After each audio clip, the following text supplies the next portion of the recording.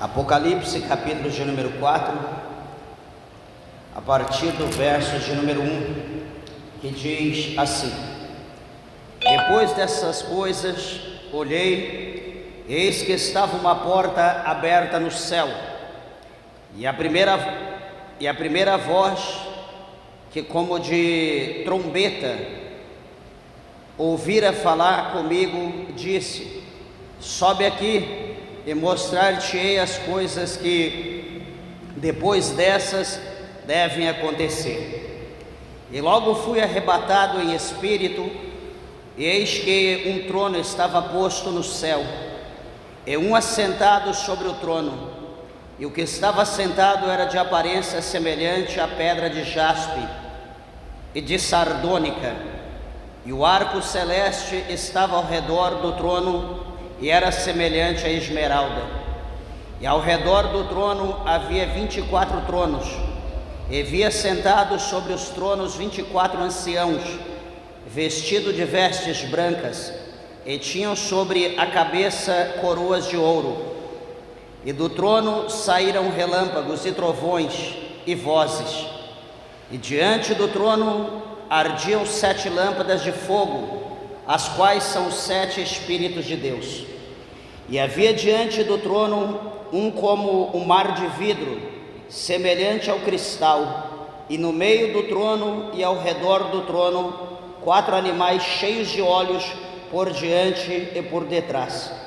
E o primeiro animal era semelhante a um leão, e o segundo animal semelhante a um bezerro, e tinha o terceiro animal o rosto como de homens, e o quarto animal era semelhante a uma águia voando. E os 4 animais tinham cada um, respectivamente, 6 asas, e ao redor e por dentro estavam cheios de olhos, e não descansam nem de dia nem de noite, dizendo: Santo, Santo, Santo é o Senhor Deus, o Todo-Poderoso, que era, que é e que há de vir.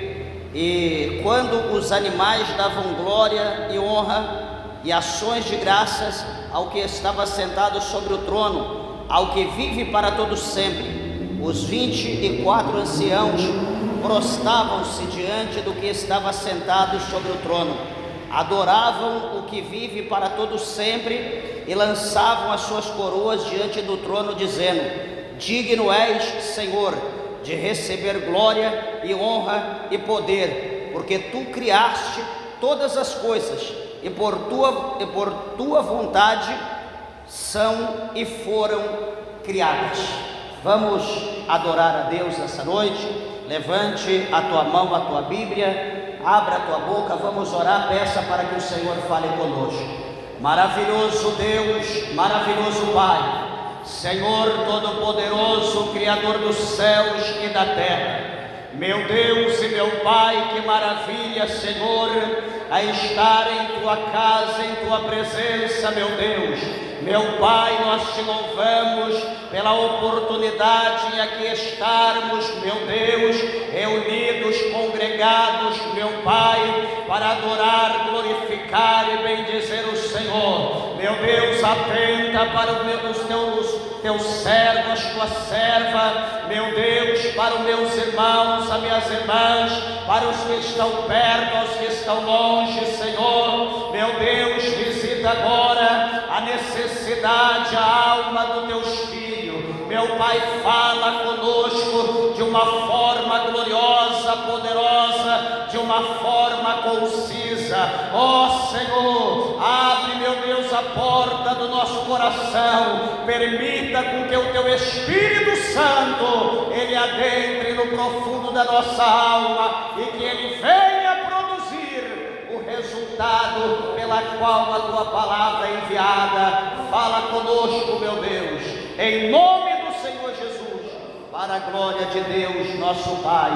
Amém, Jesus, amém.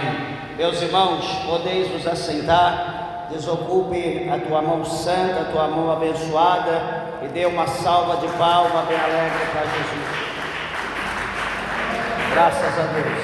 Igreja, rogo, por favor, a atenção de todos. Tenho certeza que o Senhor, Ele tem uma mensagem ao nosso coração nessa noite, onde estamos reunidos para adorarmos ao nosso Deus. Tem aqui o apóstolo João, o discípulo do amor.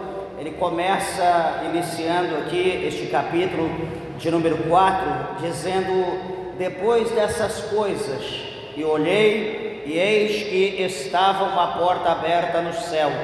Então observa, meus irmãos, que o apóstolo João, depois que ele tem aquela experiência do capítulo de número 1, que todos nós conhecemos, aonde fala acerca da sua prisão, da ilha de Patmos, que ele estava ali, porque ele era testemunha da verdade, ele era pregador da palavra de Deus, e por causa disso, então, os cristãos daquela época estavam sendo perseguidos pelos imperadores.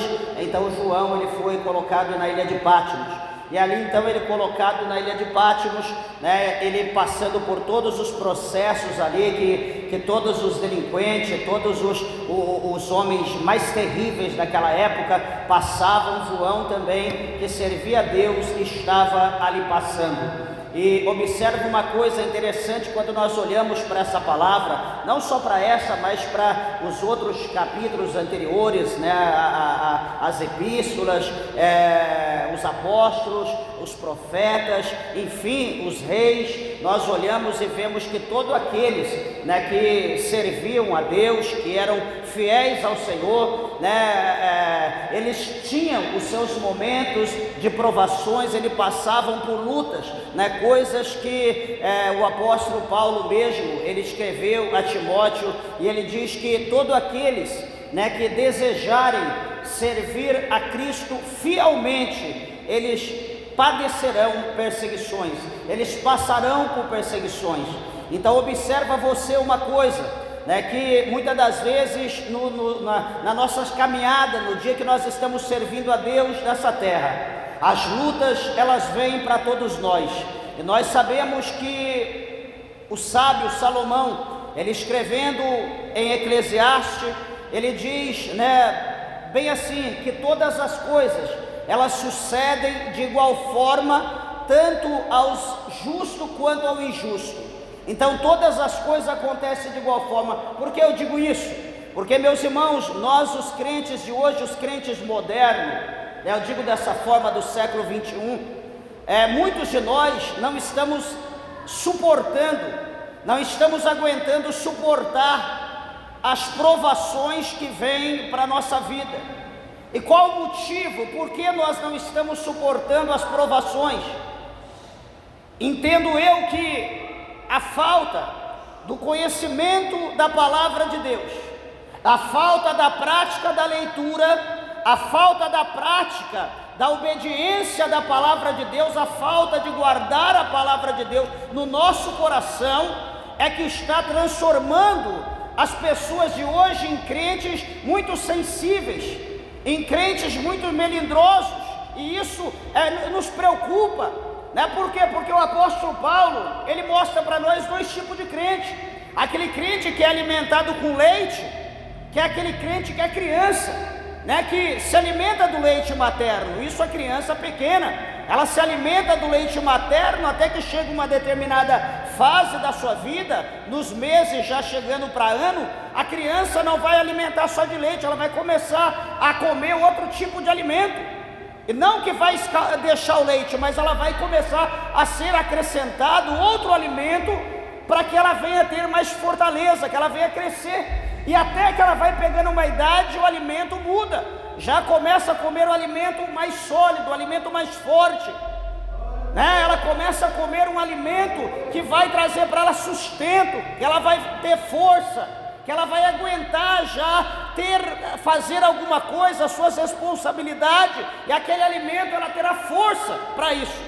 E observa uma coisa que hoje, depois de algum tempo atrás, de quando saiu, porventura, a doutrina da prosperidade do final da década de 70, vindo para os dias dos nossos dias para cá, nós vemos que a igreja de Deus, até hoje comentando com a minha esposa, ela comentando comigo, Na década de 80, né, 70, 80, até mais ou menos meados de 90, as pessoas, né, não dizendo que hoje não seja, mas as pessoas daquela época dava a impressão que era mais inteligente, eram pessoas mais fortes, eram pessoas mais capacitadas, eram pessoas assim que você olhava e falava, meu Deus, né? Você ouvia uma música, você via que tinha letra, você ouvia um louvor, você via que tinha letra, você ouvia a mensagem, as pregações, eram palavras poderosas, né? Coisas que eram diferentes das coisas que se ouve hoje. Hoje você vai ouvir uma música, é só repetição, é replay, né, do refrão a vida toda, não tem letra, só refrão. Você vai ver o louvor, é só toma, receba, Deus vai te dar vitória, não tem letra, né, não tem conteúdo. Você vai ouvir pregação, é só chave, é só vitória, é só bênção. Não se prega a verdade, não se prega o arrependimento, não se prega a conversão, não se prega a libertação, não se prega a renúncia. E por intermédio disso, da facilidade que as pessoas estão tendo de apresentar às pessoas um Deus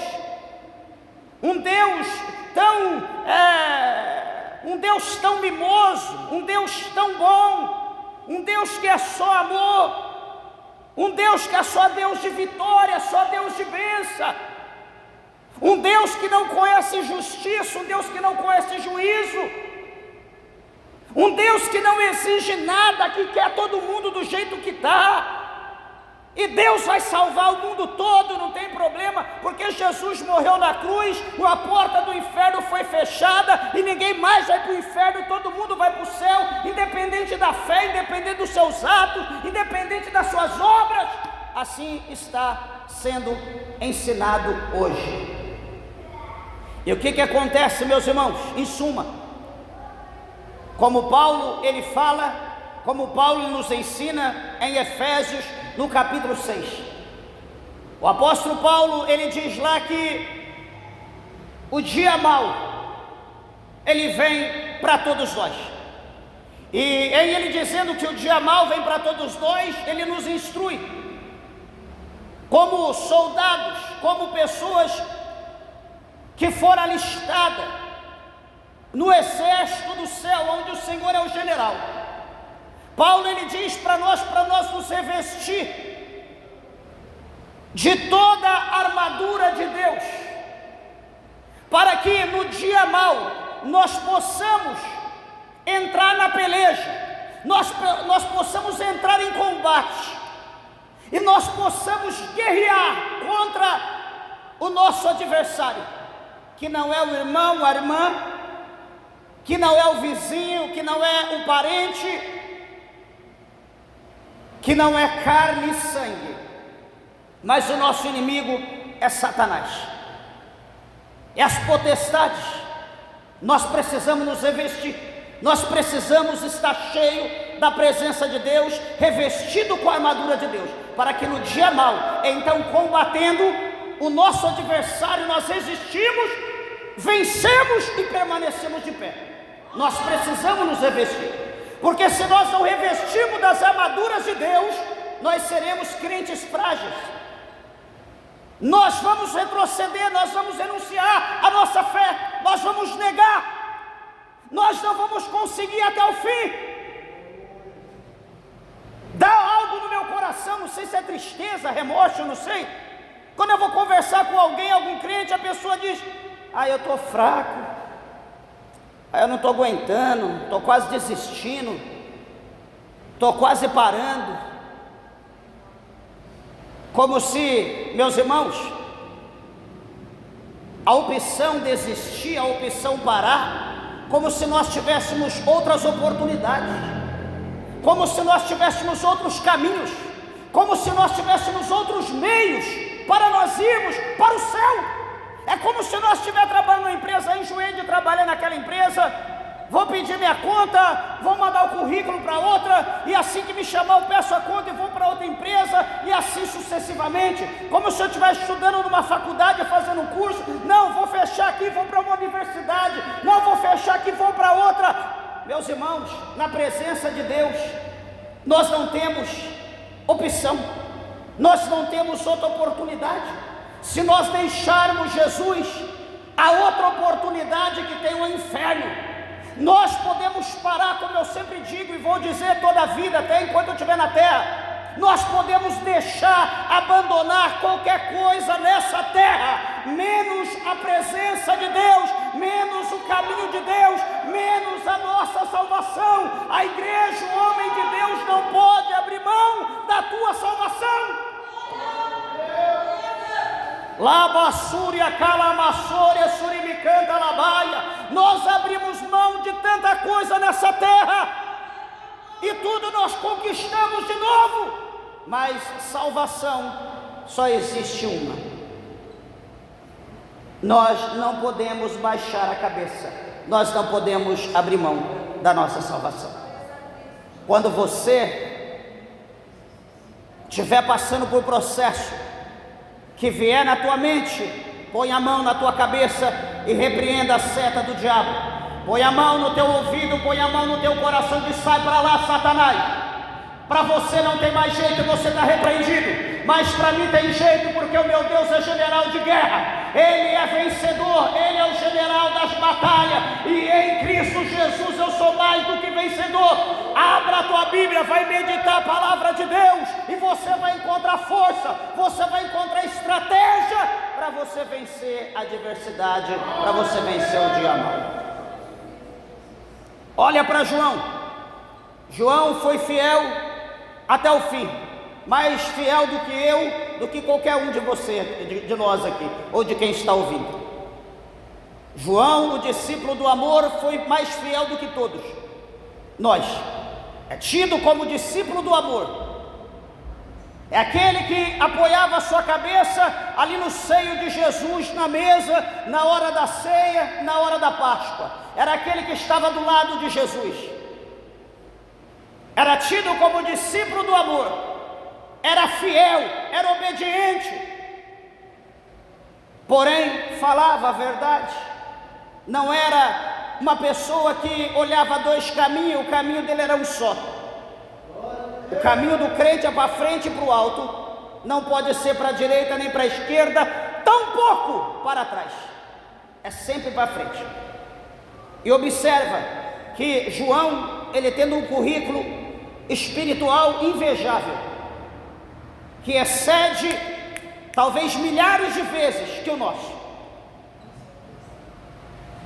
certamente ele teria, como se fosse nos dias de hoje, se João tivesse nos dias de hoje, eu tenho certeza que João nunca passou pela sua cabeça, e hoje também, com a vida que nós vivemos, menos ainda passaria em desistir, em largar, em abandonar a cruz. Os dias de João foram dias difíceis, foram dias de perseguição, foram dias de morte, dias que as pessoas, os cristãos, eram exterminados de todas as formas que nós talvez nem imaginamos.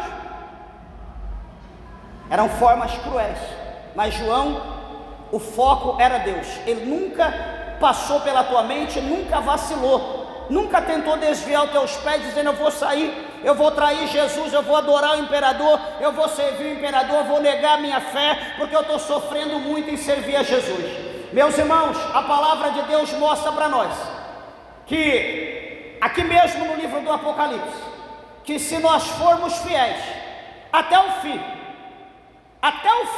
da nossa jornada, como Jesus ele está sentado à destra de Deus, nós também assentaremos com Ele, como Ele está sentado com Deus.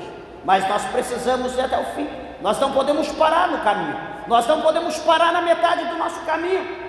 E por que eu estou dando essa introdução, meus irmãos? Porque a palavra do Senhor fala que o reino de Deus, ele é tomado à força.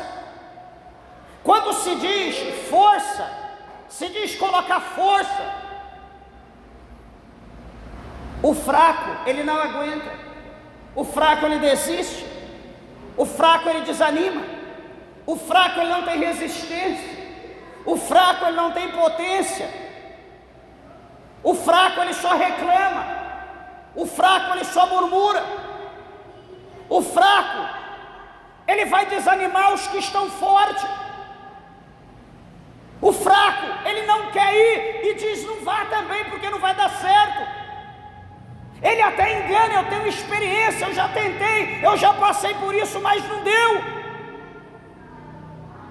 Eu quero dizer, meus irmãos, você que é fraco, a Bíblia diz para nós nos fortalecermos no Senhor, na força do seu poder. Você que está forte, que está oscilando, não oscile. Você que está olhando para as coisas da terra, você que está olhando para as coisas materiais, você que está olhando para pessoas, dá uma olhadinha lá no capítulo 19, dá uma passadinha lá, dá um pulinho lá em Gênesis 19, dá uma olhadinha lá e vê aquele homem abençoado, vê aquele homem próspero, vê aquele homem que tinha filhas lindas, esposa linda, aquele homem que tinha de tudo, cujo nome era Ló. Dá uma olhadinha para Ló, observa como vivia Ló. Era juiz em Sodoma, era homem de autoridade, tinha de tudo, era abençoado, não lhe faltava nada.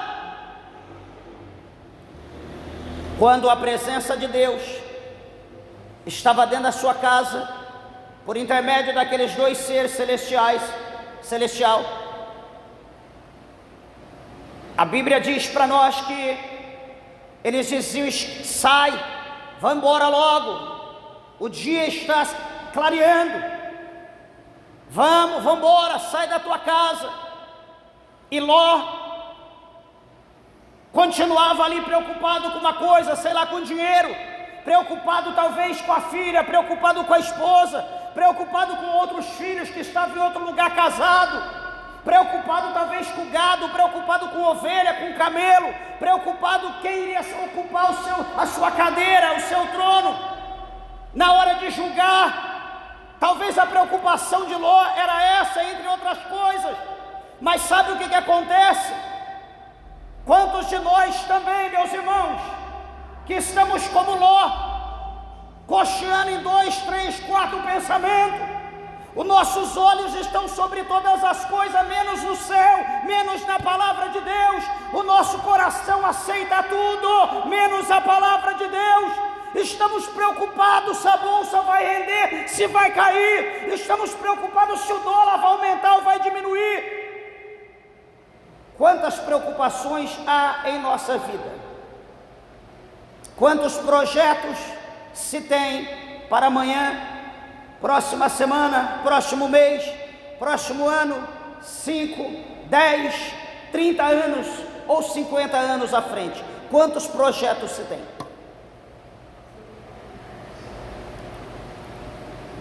Quando Ló estava no meio de toda aquela preocupação, quando ele estava ali perdendo a paciência, quando ele estava ali já desistindo, a Bíblia diz que aqueles dois seres celestiais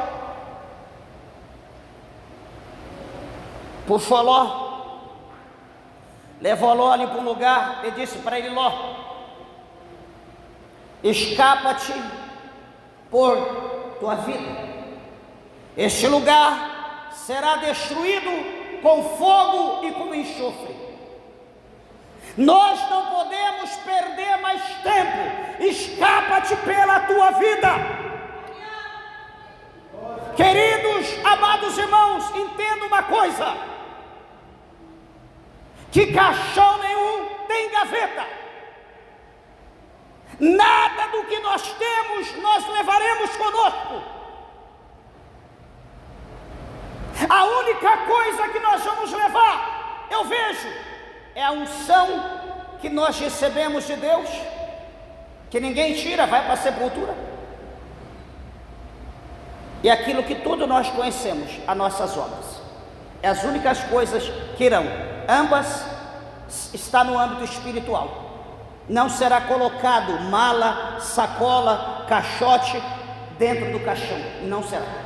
Tenha certeza disso. Aí a pergunta é: por que nos preocupamos tanto? Por que a preocupação?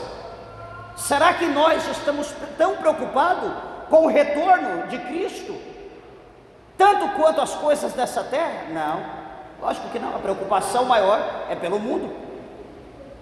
A preocupação maior é pelas coisas visíveis, palpáveis, não é pela volta de Jesus. Porque se fosse pela volta de Jesus, meus irmãos, nós estaríamos diferentes. Observa aqui que esse capítulo 4 dá para nós aqui um show de como é pessoas, seres, como a Bíblia fala que os animais, os seres espirituais, os querubins, como que é ser um adorador, como que é estar na presença de Deus.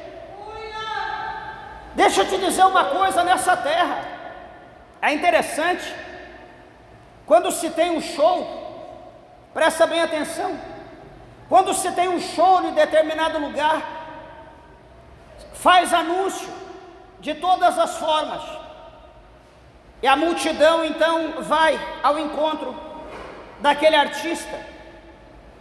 Quando chega ali diante daquele artista, dependendo, as mulheres gritam, choram, até se divorcia, separa, para ir visitá-lo. Chega lá, grita, chora, faz de tudo, berra, fica rouco, homens de igual forma, grita, pula, o artista só fala uma palavra, canta apenas uma letra e todo mundo canta igual, e vai, canta a música inteira, o povo grita, berra, todos nós sabemos disso, quem já não foi do mundo, quem já não frequentou. Isso, um mortal, um pecador, um instrumento do diabo, que pelas letras profanas, a sensualidade da música, tem apostatado, desviado, levado muitas pessoas para o adultério, para a prostituição, para o divórcio. Eu estou falando acerca do comportamento do ser humano diante do ídolo.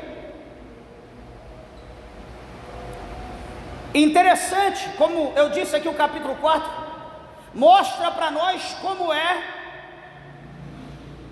que os adoradores, eles se comportam diante, não de um ídolo, porque um ídolo é passageiro, mas como que os adoradores se comportam diante do eterno Deus Todo-Poderoso. Como que eles se comportam diante de Deus?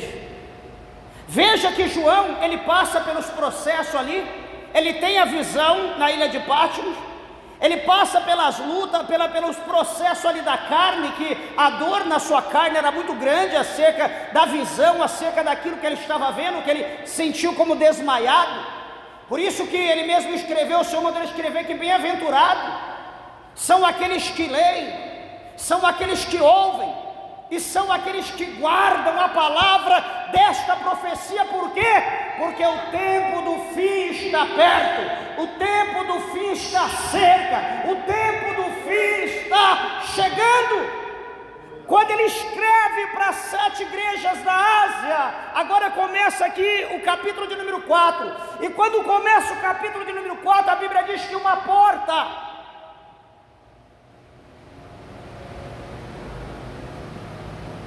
se abre no céu. Uma porta é aberta no céu, presta atenção. E quando essa porta se abre no céu, ele vai ouvir, não é uma voz sensual, ele vai ouvir, não é uma voz mansa, suave, uma voz delicada, como aquela que Elias ouviu quando estava na caverna. Deus, ele tem muitas formas para falar. O salmista mesmo diz: o Senhor falou uma vez e 2 vezes o ouvi. A voz que ele ouve, a Bíblia diz que é a voz como de trombeta. Você já ouviu voz de trombeta? Bem perto de você? Você não ouviu? Chega na tua casa, digita lá no YouTube, som de trombeta, aumenta bem e coloca perto do teu ouvido e deixa o vídeo rolar. Você vai ouvir como que é o som de trombeta, é estrondoso. Então ele ouve, aqui a Bíblia está dizendo que ele vai ouvir uma voz, e aquela voz era como som de trombeta. A voz que falava com ele era uma voz que causava arrepio, estremecia. Não era qualquer voz, era uma voz poderosa. E essa voz era uma voz que o convidava, era uma voz que o chamava para entrar na sala do trono, para entrar adiante da presença do Eterno. Ele ia agora passar para um nível superior, e agora ele iria ver coisas que jamais ele imaginou, eu e você jamais imaginamos. Aqui, por mais que ele escreva que ele procurou ser detalhista, meus irmãos, mas aqui vai muitíssimo além do nosso entendimento. E ele diz que aquela voz vai falar para ele: sobe aqui e mostrar-te-eis as coisas que depois dessas devem acontecer. Depois dessas o quê? Das que ele falou, da que ele escreveu para as 7 igrejas da Ásia. Quem já leu a carta das 7 igrejas da Ásia, lê, procura entender, o negócio é estreito, não é brincadeira. Ele diz: agora sobe aqui, vamos conversar. Eu quero mostrar para você coisas que depois dessas irão acontecer. Ou seja, João, eu quero te mostrar coisas futurísticas. Eu quero te mostrar coisa que o homem jamais imaginou. Meus irmãos, quem é o homem para entender as coisas de Deus? Quem é o homem para entender os mistérios de Deus? Deus, Ele é o Criador. Nós só sabemos aquilo que é permitido nós saber. O homem, ele só vai até onde Deus permite. O homem é limitado. Jamais, nunca, ser algum conhecerá a vontade de Deus, a mente de Deus, o coração de Deus. Jamais, jamais. Homem nenhum. Por mais que possa levantar sábios, por mais que possa se levantar entendidos, apenas criatura, apenas mortais, apenas limitados, e ponto final. Deus vai levar João em outra dimensão. E analisa o que vai acontecer no versículo de número 2. Ele diz que logo, arrebatado em espírito, eis que um trono estava posto no céu. E ele, está dizendo aqui no singular, um trono estava posto no céu, num lugar específico. E ele diz que esse trono, louvado seja o nome do Senhor, estava posto e estava assentado sobre esse trono. Vamos conjecturar ou não? Não, melhor não. Deixa. Esse trono está aqui e há um assentado. E o que estava sentado, veja, ele está dizendo a aparência, ele não tinha palavra para descrever, ele está fazendo uma comparação. E quando ele vai fazer essa comparação dessas 3 coisas, para nós é loucura o que nós vamos ouvir aqui acerca da comparação.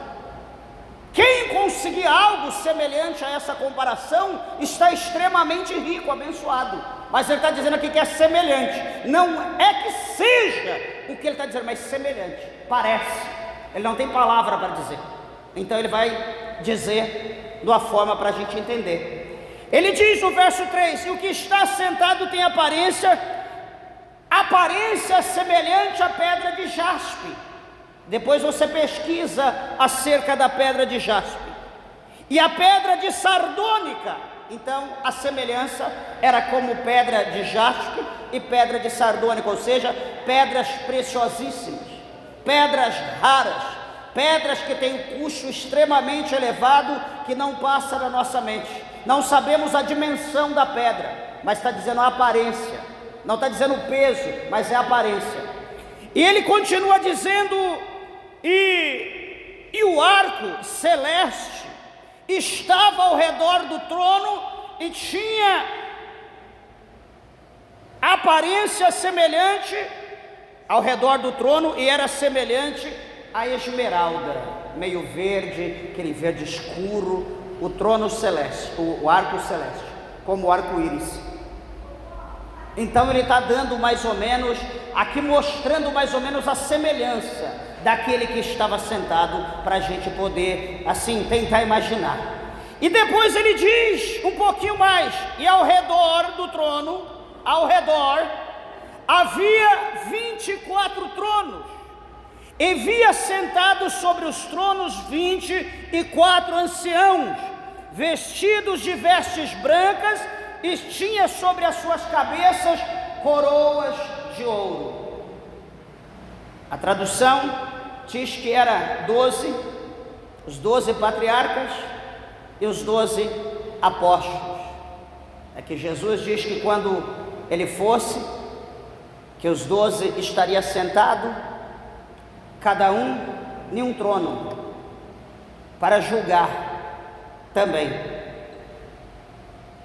Então veja aqui que está o trono principal e mais 24, e cada um assentado com vestes extremamente brancas e com coroas de ouro em sua cabeça. Cada um tinha coroa de ouro.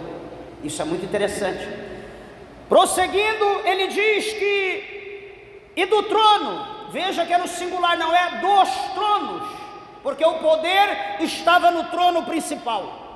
E diz que, e do trono, do primeiro trono, o trono que está no verso de número 2, e do trono saía relâmpagos, trovões, vozes, e de diante do trono 7 lâmpadas de fogo, as quais são os 7 Espíritos de Deus. Então veja, meus irmãos, que esse trono era um trono misterioso, era um trono poderoso, era um trono glorioso. Aquele que estava sentado ali era extremamente poderoso, porque havia trovões, relâmpagos. E quantas pessoas, quando há trovões, se tranca dentro de um guarda-roupa? Quantas pessoas se vestem com pneu de bicicleta, de carro? Quantas pessoas se enrolam em borracha ou faz coisas bizarras por causa de medo de trovão ou de relâmpago? Eu pergunto, como que você ficaria diante do trono deste ser? Que o trono é como se tivesse vida, aqueles raios, trovões, relâmpagos, como está dizendo aqui, e ainda lâmpadas de fogo, ardiam lâmpadas de fogo diante do trono. Como nós nos portaríamos diante de Deus? Será que nós continuaríamos dormindo? Será que nós continuaríamos dispersos? Será que nós continuaríamos cocheando em 2 pensamentos? Ou será que nós vamos pular e adiante aqui para o capítulo 6? Como os grandes, como os pequenos, os ricos, poderosos, dentro da caverna escondido, e dizendo: montes, caiam sobre nós, porque nós não podemos olhar para a face daquele que está adiante de nós. Será que nós diríamos dessa maneira? Certamente nós diríamos dessa forma. Mas, meus irmãos, continua, e a Bíblia diz que havia diante do trono, ele está falando que havia um como, não é que seja isso, e havia diante do trono como mar de vidro, semelhante ao cristal, ou parecido com cristal, e no meio do trono e ao redor do trono 4 animais cheios de olhos por diante e por detrás.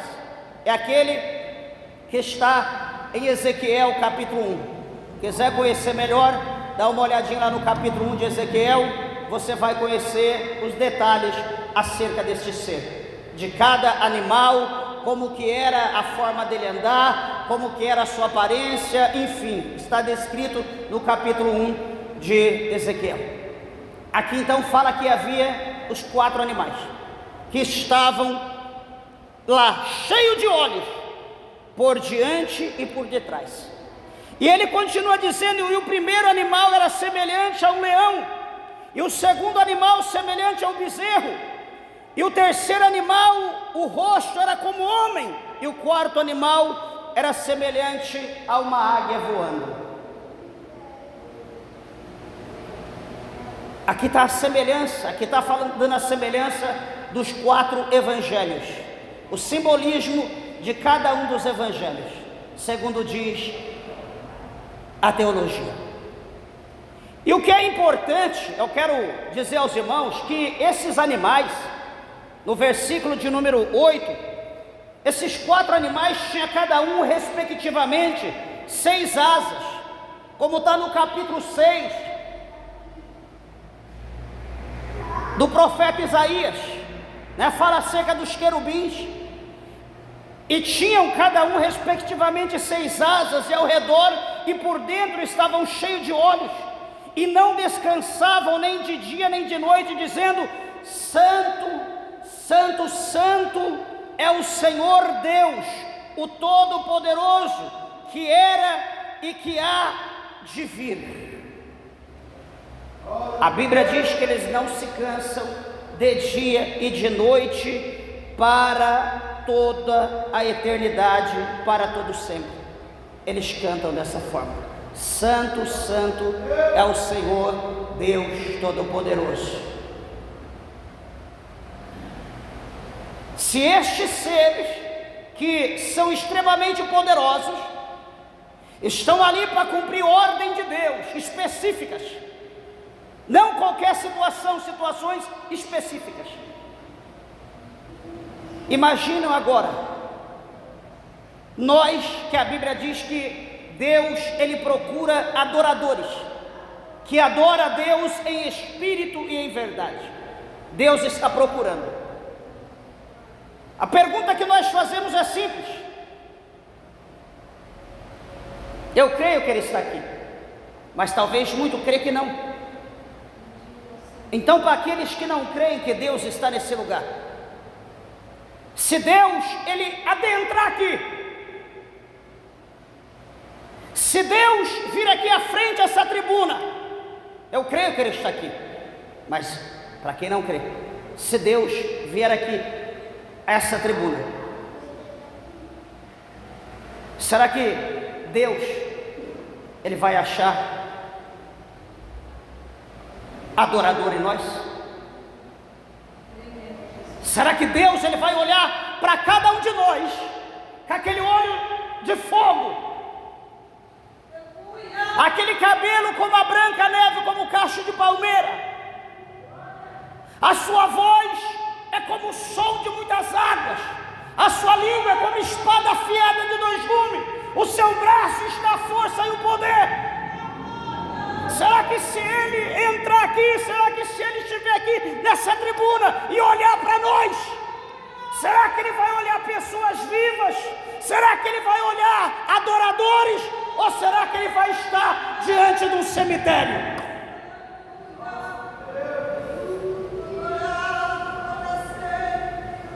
Macatuque macataua sobre de calabraxé, sobre eminência labra sobre o Okinawa, suriminevassa surimicanta labraxé.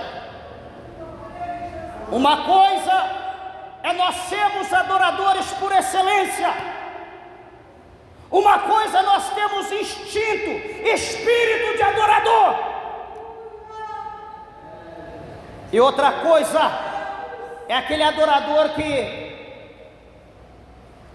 é a corda. Você tem que estar dando corda, vai dando glória, vai recebendo, vai sentindo, toma, pega, recebe, fecha o olho, vê cair brasa de fogo, e etc, etc. Você vai dando corda, você vai excitando, você vai estimulando, você vai jogando brasa, vai colocando lenha.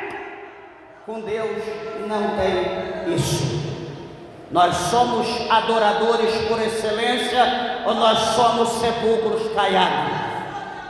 Nós somos adoradores por excelência, ou nós somos mortais apenas e mais nada? Mas eu quero te dizer, talvez você não está entendendo, o capítulo 4 de João, o Senhor Jesus fala por intermédio da boca de João, que Deus ele está procurando verdadeiros adoradores que adorem a Deus em espírito e em verdade, e ponto final.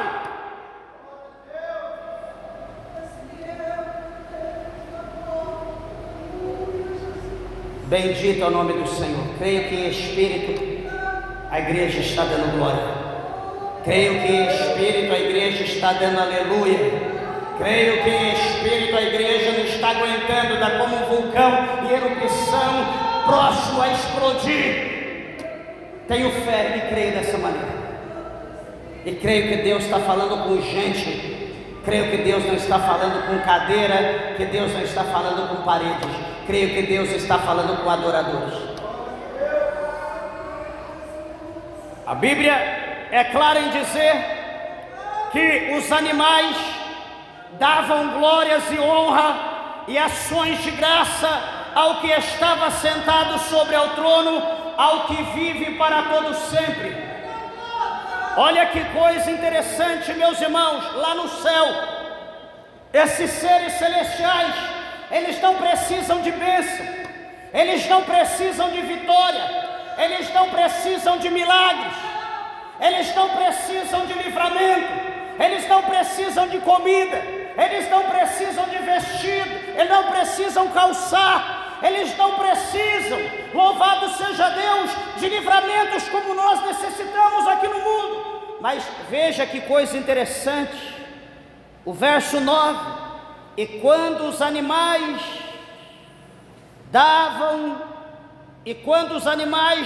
glória e honra e ação de graça, honra, está dizendo aqui, na palavra de Deus, davam glória e davam ações de graça.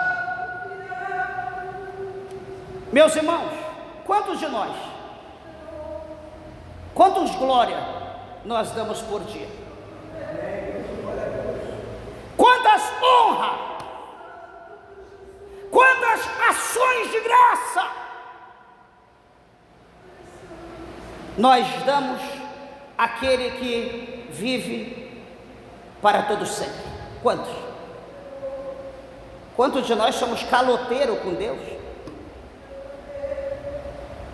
Quantos de nós damos chapéu em Deus? Enganamos Deus em tudo? Ai, como eu estou aqui sentindo, parece até que recebeu um soco. Ele se encolhe, torce todo, geme. Ai, que glória, que poder, meu Deus, vou explodir.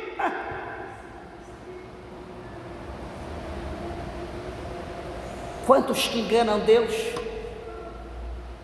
em língua estranha, em mistério, em adoração? Quantos enganam Deus no dízimo, na oferta, no voto? Quantos que enganam o Senhor, em vez de estar dando a Ele honra, em vez de estar dando a Ele glória, ação de graça? Sabe o que é isso? Falta de reconhecer quem é Deus. Nós estamos achando que Deus é um homem como um pastor. Nós estamos fazendo um Deus, fabricando um Deus imaginário. Nós imaginamos um Deus em nossa mente, em nosso coração, e pensamos: o nosso Deus o meu Deus é assim. É um Deus bonzinho, é um Deus fiel, é um Deus que não vê em quatro paredes, é um Deus que não vê os meus negócios, é um Deus que não vê a minha conta, é um Deus que não vê.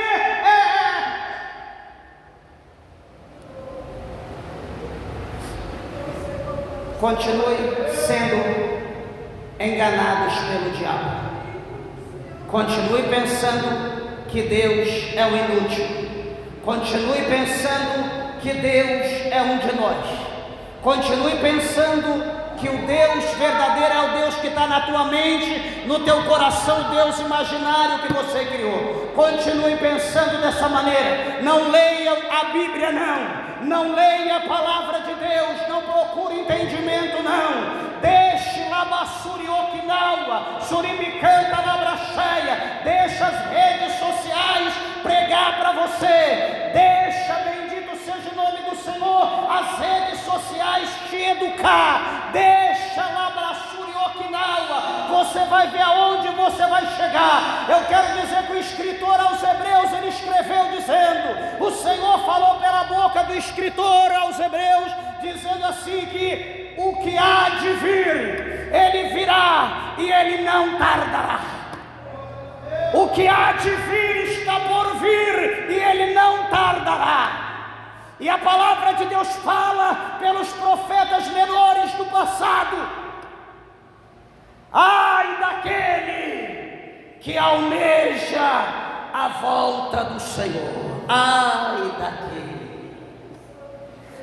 Podia Jesus voltar hoje, podia o Senhor voltar agora, poderia. A Bíblia diz: você acha que a volta de Jesus, o retorno dele, vai ser dia de paz? Vai ser dia de alegria? A Bíblia diz que vai ser um dia de terror, um dia como nunca houve na história da humanidade. É como fugir da serpente e cair na boca do leão. É como fugir da cruz e cair na espada. É dia terrível que não tem como nós descrevermos. Mas uma coisa eu digo, meus irmãos, estejamos preparados. Meus irmãos, estejamos prontos. Meus irmãos, vamos cumprir a missão de Deus na nossa vida. O que Deus colocou em nossa mão para nós fazermos, vamos fazer, meus irmãos. Não espera para o irmão da direita, não espera para o irmão da esquerda, não espera para quem está atrás, não espera para quem está na frente, não espera para o obreiro, não espera para o ministro, não espera para o pastor. O que você tem que fazer? Jesus falou para Judas quando estavam na hora da ceia, ali depois da Páscoa, quando estava comendo a ceia, Jesus olhou para ele e disse: olha, amigo, o que tu tem que fazer, faça depressa. Chegou a hora, faça!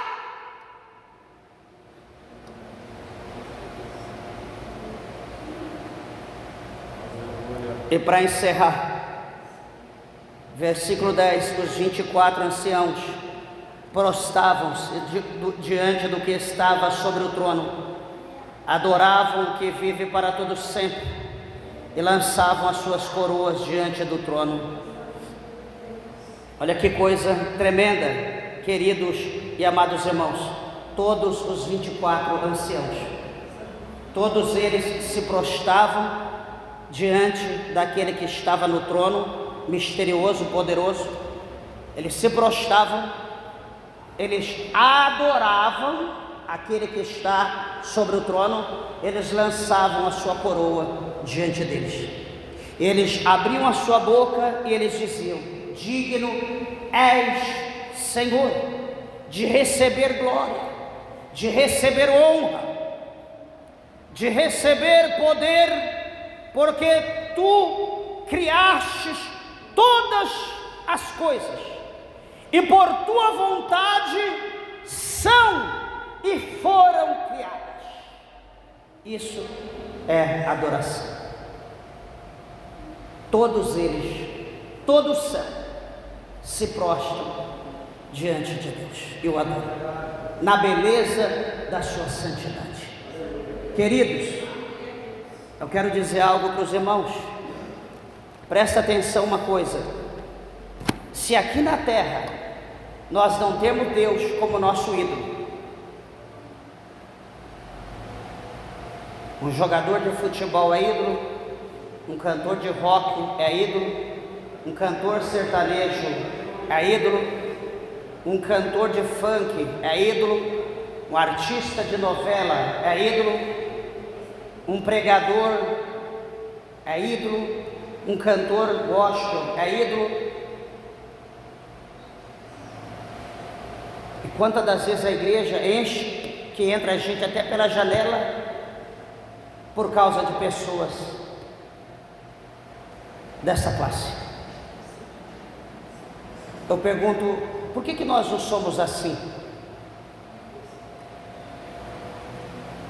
para o nosso Deus? Por que nós não temos o desejo de chegar primeiro, no primeiro horário, antes de abrir a igreja, todo mundo já fica na porta. Eu estou entrando, eu vim com ânimo, com alegria, porque o meu ídolo está aí. O meu Deus, o meu Salvador está aí, eu vim para adorá-lo. Eu vim para oferecer o meu corpo como sacrifício vivo diante da presença dele. Nessa noite alguma coisa vai acontecer, porque eu não vou poupar a minha carne. Nessa noite alguma coisa vai acontecer, porque eu vou me render, eu vou me dar, eu vou me entregar. Deus vai me tomar desse mundo e vai me levar para a glória, como fez com Enoque e com Elias, porque eu não vou poupar a minha carne, eu não vou ter misericórdia, eu quero adorar. Por que será que isso não acontece? Cantores de rock ficam um mês em fila, aguardando para comprar, pagam uma fortuna por ingresso para ver um ídolo satanista. E nós, até mesmo o nosso compromisso na igreja, o mais simples, a gente não cumpre. Será por quê? Será que Deus está tão ultrapassado assim? Será que Cristo está tão ultrapassado? Mas depois você lê, dá uma lida depois de novo e ouve o que esse capítulo 4 diz com mais profundidade. Você vai ver a presença de Deus como é, você vai ver o trono de Deus como é, e nós precisamos ter temor e tremor, porque esse Deus, Ele era, Ele é e Ele será para todo sempre. Não existe outro, e é Ele o único que tem o poder de nos pôr no céu e pôr a gente no inferno. Não tem ídolo nessa terra que possa fazer isso. Então eu quero pedir aos irmãos, a muitos, que mude o teu conceito de adorador, que mude a tua visão a homens, a carne, e coloque a tua visão naquele que era, que é e sempre será, naquilo que fez tudo que lhe aprouve para a sua glória, porque Ele está voltando, Ele está voltando para a glória de Deus. Que o Senhor Deus possa abençoá-los. As horas se foram, as palmas bem alegres exaltam o nome do Senhor. Aleluia!